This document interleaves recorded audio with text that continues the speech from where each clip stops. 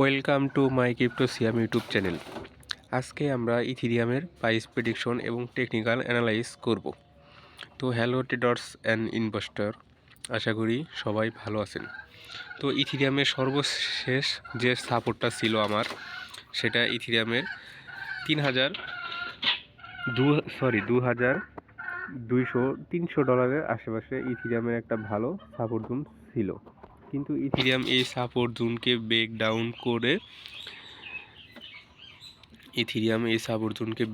করে ইথিরিয়াম $2,050 আশেপাশে আসছিল এবং এইখান থেকে তার লিকুইডেশন নিয়ে অনেক ফিউচার ট্রেডারদেরকে লিকুইডেশন করে ইথিরিয়ামও আবার $2,900 আশেপাশে মুভমেন্ট করেছিল।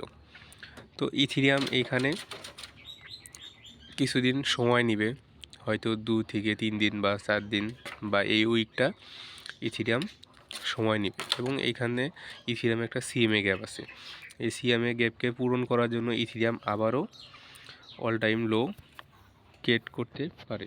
তো ইথিরিয়ামের একটা ম্যানিপুলেশন জোন আছে, সেটা আমি আপনাদেরকে হাইলাইট করে দিচ্ছি। এই জোনটার ভিতরে ইথিরিয়াম আবারও ম্যানিপুলেশন করবে এবং এইখানে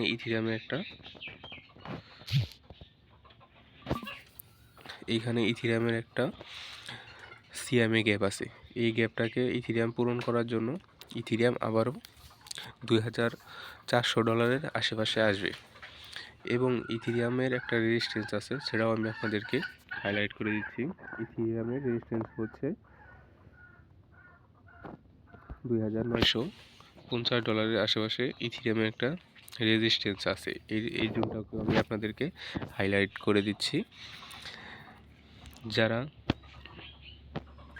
এখনও অলস কয়েনে বাই করেন নাই এবং চিন্তা ভাবনা করতেছেন অলস কয়েন বাই করবেন বা আরও লোতে যাবে, তারা বোকার মতো বসে আছেন।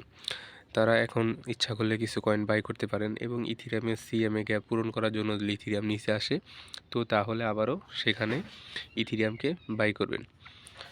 তো আশা করি আপনাদেরকে আমি সঠিক ইনফরমেশন এবং সঠিক আপডেট দিতে পেরেছি। তো যারা আমার ভিডিও দেখে এবং আমার চ্যানেলের পাশে থেকে উপকৃত হন, অবশ্যই আপনার ক্রিপ্টো জার্নিতে আমার চ্যানেলটি এগিয়ে আসবে এবং সাহায্য করবে। তো দয়া করে সবাই আমার চ্যানেলটিকে সাবস্ক্রাইব করবেন ক্রিপ্টো সিয়াম এবং অবশ্যই টেলিগ্রাম চ্যানেলে জয়েন হবেন।